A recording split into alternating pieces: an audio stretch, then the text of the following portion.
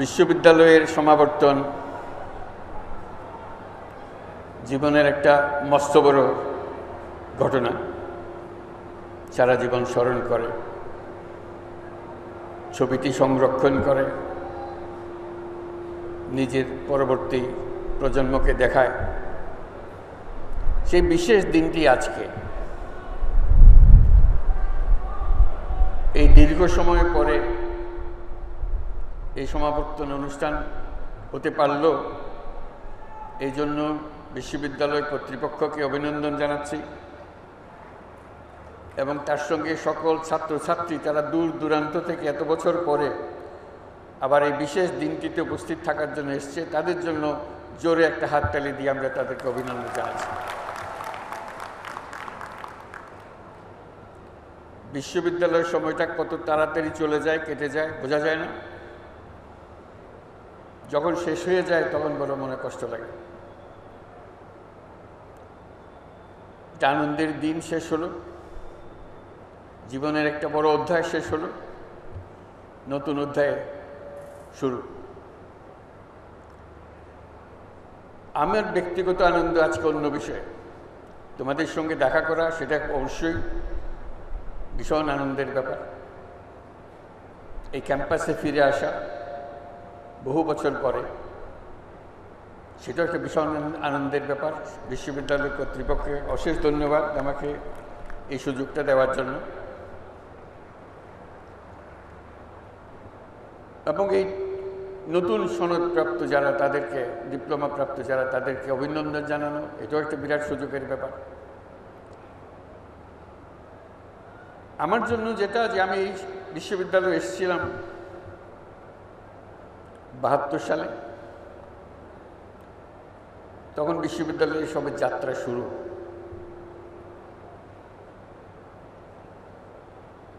শিক্ষক হিসেবে দায়িত্ব নিয়েছিলাম,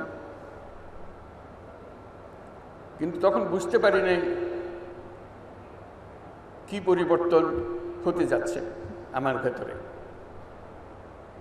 অত্যন্ত উৎসাহ সহকারে শিক্ষকের দায়িত্ব পালন করছিলাম। এর মধ্যে 74 সালে বিরাট দুর্ভিক্ষ এলো, সব কিছু ওলট পালট করে দিল। মনের মধ্যে বহু জিজ্ঞাসার সৃষ্টি হলো। মনে মনে ভাবলাম, সারা বাংলাদেশের দুর্ভিক্ষ ঠেকানোর ক্ষমতা আমার নাই, কিন্তু আমি চেষ্টা করতে পারি একটি ক্ষুদ্র অংশের, এই বাংলাদেশের একটা ক্ষুদ্র অংশের যদি আমি কয়েকটি পরিবারের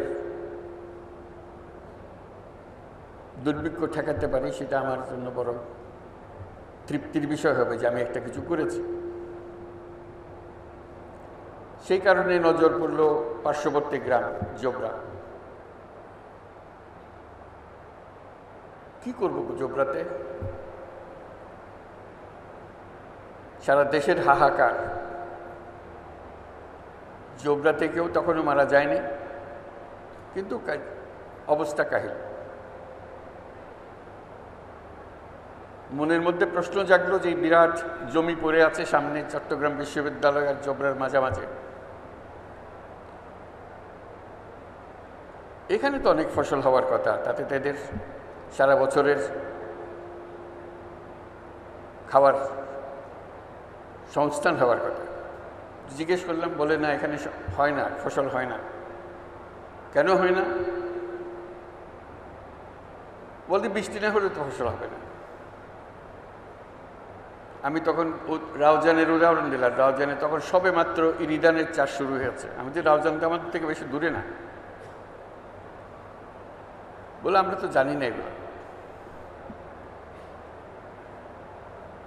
তাহলে তা হতে পারে। তখন আমি বিশ্ববিদ্যালয়কে জিজ্ঞেস করলাম, বিশ্ববিদ্যালয়ের ভূমিকা কি? যদি জ্ঞানের ভাণ্ডার যদি বিশ্ববিদ্যালয় হয়, এই জ্ঞান পার্শ্ববর্তী গ্রামে উপচে পড়ে না কেন? তারা জানে না কেন? কেউ কোনো সদুত্তর দিল না বা দেওয়ার চেষ্টাও করল না। তখন আমি চেষ্টা করলাম যে এদেরকে চাষের দিকে আগ্রহী করা যায় কিনা। তখন বললো যে পানি তো নাই, রাউজানে পানি আছে, এখানে তো পানি নাই। ডিপ টিউবওয়েল তখন সবই এসছে দেশে, ওদের ডিপ টিউবওয়েল আছে, আমাদের ডিপ টিউবওয়েল নাই। বহু চেষ্টা তদবির করে একটা ডিপ টিউবওয়েল বসালাম। কী হবে, এখানে শীতকালে চাষ হবে। অবিশ্বাস্য একটা কাণ্ড, শীতকালে চাষ, এটা মানুষের ধারণার ভেতরেও নাই। শীতকালে কি করে চাষ হয়? লোকের ব্যাখ্যা ছিল শীতকালে যদি চাষ করার বিষয় থাকতো তা আল্লাহ তাহলে শীতকালে বৃষ্টি দিতেন। আল্লাহ শীতকালে বৃষ্টি দেয় নাই, যেহেতু শীতকালে ফসল করার কথা না। আপনি জোর করে আল্লাহর হুকুম উল্টিয়ে দিয়েন না। তা আমি বলতে থাকলাম, ডিপ টিউবওয়েলের ব্যবস্থা করা হলো, ফসল হলো। পরবর্তী বছর যখন আবার চেষ্টা করলে বলে যে না, গত বছরের যে ফসল হয়েছে সেরকম তিতা ধান পেয়েছি আমরা। তিতা কেন? বলতে এত মারামারি করছি এই ফসল নিয়ে, এই বলে আমার এত দিতে হবে, এই বলে আমার দিতে হবে, আমরা নিজের ভাগ নিজে পাইনি, পানির ভাগ। একজন বলল যে এবার আর চাষ হবে না, ডিপ টিউবওয়েলের চাষ হবে না। পাশে একটা 12 মাসা ছড়া আছে, ছড়াতে পানি আছে, আমরা ছড়ার পানি দিয়ে করি। আমি কৌতূহলী হয়ে ছড়ার দিকে গেলাম, দেখলাম যে হ্যাঁ পানি আছে। তাহলে এই ছড়া তো এখানে আছে, আল্লাহর পানি তো এখানেই ছিল, একদিন চাষ করেন না কেন? বলতে কেউ কোনোদিন করে নাই, আমরাও করি নাই। তো সেবার বাঁধ দেওয়া হলো, আমরা সবাই মিলে বাঁধ দিলাম। বাঁধে যে পানি আসলো তাদের ডিপ টিউবওয়েলের পানি চেয়ে অনেক বেশি পানি।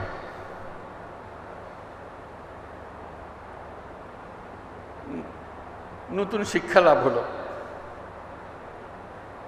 যে গরজ না থাকলে, ইচ্ছা না থাকলে সব কিছু থাকা সত্ত্বেও অভাব থেকে যায়।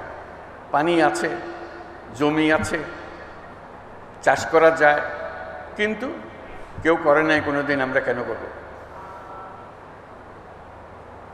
একটা শিক্ষা লাভ হলো। এর ফলে জন্ম লাভ হলো তেবাকা খামার, সেটা দিয়ে আমাদের যাত্রা শুরু। তেবাকা খামার চাষ করতে গিয়ে যে সমস্যা হলো, ইরিধান চাষ করতে হলে লাইন ধরে রোপা লাগাতে হয়, আর এমনি ধান লাগাতে হয়, ছড়িয়ে দিলেই, বীজ ছড়িয়ে দিলেই ফসল হয়ে যায়। এখানে কষ্ট করতে হয়। তা বলে তো কষ্ট করবেন, খাবার যখন খাবেন কষ্ট করবেন না? বলে না, বেশি কষ্ট। অদ্ভুত একটা মানসিকতা। তখন আমি ছাত্রদের নিয়ে বসলাম যে তোমরা সাহায্য করো, আমরা সবাই মিলে মাঠে নামি, আমরাই রোপা লাগানোর জন্য সুতা ধরবো এবং চারা লাগিয়ে দেব। যারা সে আমলের ছাত্রছাত্রী আছে তাদের মনে আছে, দলে দলে তারা মাঠে নামলো, লাইন করে চারা লাগালো। সে অভিজ্ঞতা তারা সারা জীবন মনে রাখলো যে আমরা জোবরাতে ইরিধানের চাষ শুরু করে দিয়ে এসেছিলাম। তার থেকে আস্তে আস্তে নজর পড়ল জোবরার অন্যান্য জায়গায়, সজ্জাপাড়া, দেওয়ানপাড়া, বড়ুয়াপাড়া, তাদের অবস্থা দেখার জন্য। আজকে এই কথা বলছি এই জন্য, আমি এসেছিলাম এখানে শিক্ষক হিসেবে। ক্রমে যতই দিন গেল দেখলাম আমি ছাত্র হয়ে গেছি। আমি আর শিক্ষকতার ভূমিকায় নাই, আমি শিখছি, ক্রমাগত শিখছি। এবং ক্রমে ক্রমে এই জোবরার, সজ্জাপাড়া, দেওয়াননগর, এদের যে মহিলারা আছে তারাই আমার শিক্ষক হলো। তাদের কাছ থেকে অনেক কিছু শিখলাম। আমার ছাত্রছাত্রীরা তারা আমার সঙ্গে ছিল, আজকে অনেকে উপস্থিত আছে, যারা মহিলাদের কাছে আমাকে নিয়ে গেল, তাদের কাছে তাদের পাঠদান নেওয়ার জন্য তাদের কাছ থেকে অবাক হয়ে গেলাম।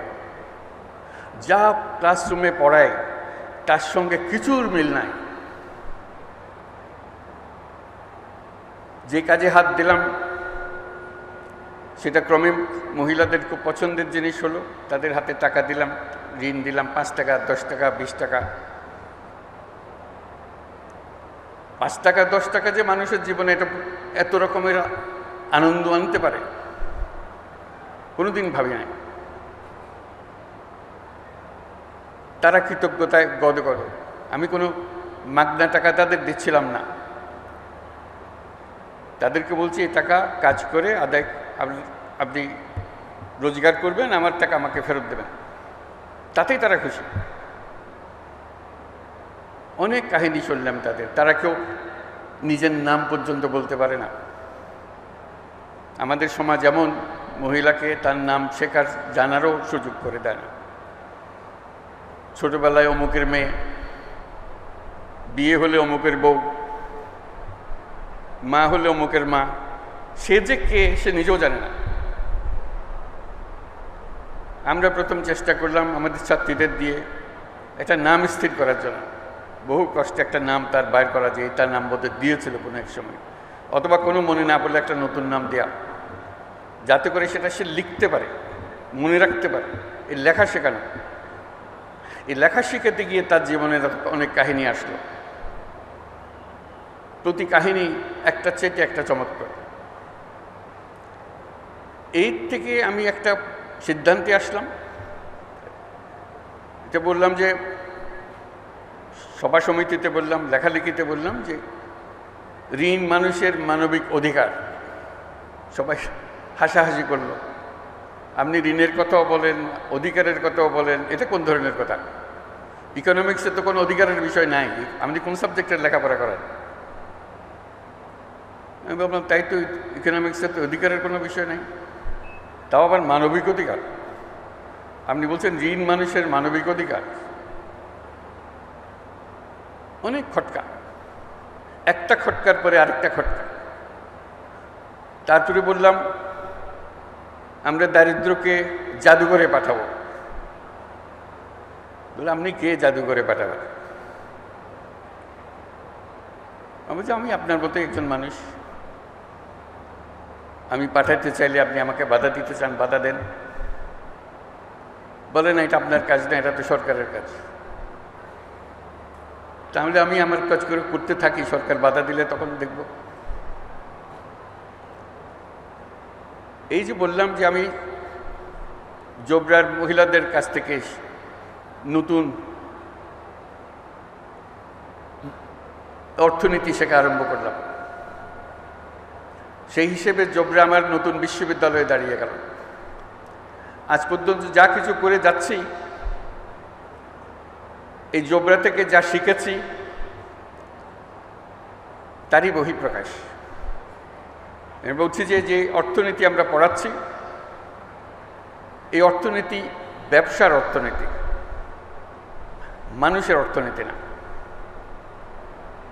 যে কোনো অর্থনীতিবিদ্যা যদি শুরু করতে হয় মানুষকে দিয়ে শুরু করতে হবে, ব্যবসাকে দিয়ে না। আজকে যে শুরুটা হলো, সেই শুরুটাই আমাদেরকে ভুল পথে নিয়ে গেল। আমরা এক ব্যবসা কেন্দ্রিক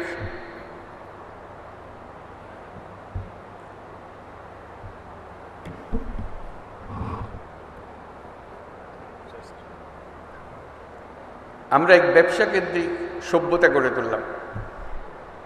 আমরা এই সভ্যতা আত্মঘাতী সমস্যা, আত্মঘাতী সভ্যতা, এটা টিকবে না। ওই যে নতুন বিশ্ববিদ্যালয়ে আমি পড়াশোনা শুরু করলাম, সে নতুন বিশ্ববিদ্যালয়ে আমাকে বলল যে এই বিদ্যায় পৃথিবী ধ্বংসপ্রাপ্ত হবে, এর থেকে রেহাই পাওয়ার কোনো উপায় নাই। তখন আরও বড় আকারের জিনিসের মধ্যে ঢুকলাম, বললাম যে আমাদেরকে নতুন সভ্যতা করতে হবে। আমি ভাবলাম যে এটা বললে তো আমার সহকর্মী যারা আছেন, যারা অর্থনীতি পাঠদান করেন, লেখালেখি করেন, তারা আমাকে তো অনেক আগেই এমনি ত্যায্য করেছে, একেবারেই শেষ করে দেবে, বলে যেটা এর সঙ্গে আর বেশি কথা বলার দরকার নাই। কিন্তু ওই নতুন শিক্ষাপ্রাপ্ত যে ছাত্র, আমার মাথায় সেটা রয়ে গেল যে আমাদেরকে আবার নতুন সূত্রে যাত্রা শুরু করতে হবে। যে অর্থনীতির ভিত্তি হবে মানুষ, যে অর্থনীতির ভিত্তি হবে তার ভবিষ্যৎ পরিকল্পনা, ভবিষ্যৎ চিন্তাধারা, কীভাবে সে নিজেকে আবিষ্কার করবে, আবিষ্কার করার প্রবণতা, এবং তাকে যে দিকে তাকে ছুটিয়ে দেওয়া হয়েছে সেই দিকে ছোটানোর থেকে বের করে আনা। এগুলো বলছি এই জন্য সমস্ত কিছুর বীজ বপন হয়েছে এই বিশ্ববিদ্যালয়ে, পাশে নতুন বিশ্ববিদ্যালয়। সেই জন্য আমি জোবরার কাছে কৃতজ্ঞ, এই বিশ্ববিদ্যালয়ের কাছে কৃতজ্ঞ, যেহেতু বিশ্ববিদ্যালয় আমাকে জায়গা দিয়েছিল এখানে আসার জন্য। এরপরে যে কোনোদিন একটা নোবেল পুরস্কার পাওয়া যাবে এটা কোনোদিন মনে আসেনি, তবে লোকে বলা বলি করেছে মাঝে মাঝে। চট্টগ্রাম বিশ্ববিদ্যালয় যখন নিজের পরিচয় দেয়, হয়তো বলে যে আমাদের বিশ্ববিদ্যালয় থেকে আমরা নোবেল পুরস্কার পেয়েছি, গৌরব করে। ভ্যান্ডারবিল্ট বিশ্ববিদ্যালয়ে তারা গৌরব বোধ করে যে আমি তাদের বিশ্ববিদ্যালয়ের ছাত্র ছিলাম। তা আমি তাদেরকে বলি যে চট্টগ্রাম বিশ্ববিদ্যালয়ে গৌরব করার কারণ বড় দুইটা, তোমাদেরটা একটা, তাদেরটা দুইটা। এই জন্যে এই পুরো কর্মসূচি যার জন্য নোবেল পুরস্কার, তার সমস্ত গোড়াপত্তন হয়েছে এই বিশ্ববিদ্যালয়ে, এই বিশ্ববিদ্যালয়ের সাহচর্যে। এবং সেজন্য এই বিশ্ববিদ্যালয় গৌরববোধ করতে পারে যে আমি শুধু এখানে শিক্ষক ছিলাম না, ছাত্রও ছিলাম এই বিশ্ববিদ্যালয়ের পাশের গ্রামের। সেই হিসেবে সে একটা বলতে পারে যে আমাদের বিশ্ববিদ্যালয় থেকে এটা নোবেল পুরস্কার পেয়েছে। আমি যেটাতে দৃষ্টি আকর্ষণ করছি সেটা হলো আসলে এই বিশ্ববিদ্যালয় দুটি নোবেল পুরস্কারের জন্য গৌরববোধ করতে পারে। একটি তো আমি ব্যক্তিগতভাবে নোবেল পুরস্কার পেয়েছি এখানে শিক্ষক থাকা অবস্থায়। দ্বিতীয়ত হলো যে গ্রামীণ ব্যাংক সৃষ্টি হলো, সেই সৃষ্টির গোড়াতেও কিন্তু চট্টগ্রাম বিশ্ববিদ্যালয়ের আইনে, গ্রামীণ ব্যাংকের আইনে লেখা আছে পরিষ্কার এই ব্যাংক কোথার থেকে আসলো। এই ব্যাংকের জন্ম হয়েছে চট্টগ্রাম বিশ্ববিদ্যালয়ে অর্থনীতি বিভাগে, সেটা তার স্পষ্ট উল্লেখ আছে। কাজে দুটো, এবং গ্রামীণ ব্যাংকও একটা নোবেল পুরস্কার প্রাপ্ত প্রতিষ্ঠান। কাজে দুটি নোবেল পুরস্কারের জন্য এই বিশ্ববিদ্যালয় নিজেদের ছাত্রছাত্রীদেরকে জানাতে পারে যে তার ইতিহাস কী, এবং এর প্রাসঙ্গিকতা এবং এর ভবিষ্যৎ করণীয় সেটা নির্ধারণে ছাত্র সমাজ তারা ঠিক করবে যে তারা কী ধরনের ভবিষ্যৎ চায় নিজেদের জন্য। কারণ এই বিশ্ববিদ্যালয়ের আরেকটি শিক্ষা, যেটা আমরা সবসময় সবাইকে স্মরণ করিয়ে দিই, আমরা যে ধরনের বিশ্ব গড়তে চাই সেই বিশ্ব গড়ার ক্ষমতা আমাদের আছে, সকল মানুষেরই আছে। কিন্তু আমরা গতবাঁধা পথে চলে যাই বলে আর নতুন পৃথিবীর কথা আমরা চিন্তা করি না। এই বিশ্ববিদ্যালয় যেন সবসময় এটা স্মরণ রেখে তার পাঠদান কর্মসূচি, তার গবেষণা কর্মসূচি শিক্ষকদের এবং ছাত্রদের জন্য যে চালু রাখে, যে আমরা শুধু খণ্ডিত বিষয়ে গবেষণা করার জন্য নিয়োজিত নই, আমরা এই প্রত্যেকটি গবেষণার পেছনে একটি আমাদের উদ্দেশ্য, সমস্ত বিশ্বকে আমাদের মনের মতো করে সাজানোর জন্য, মনের মতো করে বানানোর জন্য। আমাদের যদি সেই লক্ষ্য না থাকে তাহলে এগুলো গন্তব্যবিহীন গবেষণা, গন্তব্যবিহীন শিক্ষাতে পরিণত হবে। আজকে সবাই আনন্দিত, আমরাও আনন্দিত, তোমরাও আনন্দিত যে একটা এই বিশ্ববিদ্যালয়ে এসে তোমাদের প্রাপ্তি হলো। সবাইকে অভিনন্দন জানাই এবং আশা করি আমরা সবাই চেষ্টা করব যে পৃথিবীর ভবিষ্যৎ আমাদের নিজেদের প্রত্যেকের হাতে। আমরা যেভাবে বিশ্ব গড়তে চাই সেভাবেই বিশ্ব গড়তে পারি। আমি যেভাবে বলেছি সেভাবে গড়তে হবে এমন কোনো কথা নেই। আমি আমার কথাটা বলে যাচ্ছি, অন্যরা অন্যদের কথা বলবে, তোমরা তোমাদের কথা বলবে, কিন্তু নিজের মনের একটা স্বপ্ন থাকতে হবে। এটাই আমার আবেদন, যে আমরা কী ধরনের বিশ্ব চাই, কী ধরনের সমাজ চাই, কী ধরনের সংসার চাই, কী ধরনের শিক্ষা ব্যবস্থা চাই, এগুলো আমার মনের মাধুর মিশিয়ে আমাকে বের করে নিতে হবে। গতের মধ্যে ঢুকে গেলাম, যা আছে সেটা মেনে নিলাম, তাহলে কিছুই পাল্টাবে না, কিছুই পরিবর্তন হবে না। আজকে এই দুই বিশ্ববিদ্যালয়, চট্টগ্রাম বিশ্ববিদ্যালয় এবং মহিলাদের যে বিশ্ববিদ্যালয় আমার জন্য সৃষ্টি হয়েছিল জোবরা গ্রামে এবং পার্শ্ববর্তী গ্রামসমূহে, তাদের সবার কাছে আমি আমার কৃতজ্ঞতা জানাচ্ছি এবং সবাইকে অভিনন্দন জানাচ্ছি আজকের এই দিনটির জন্য। সবাইকে ধন্যবাদ।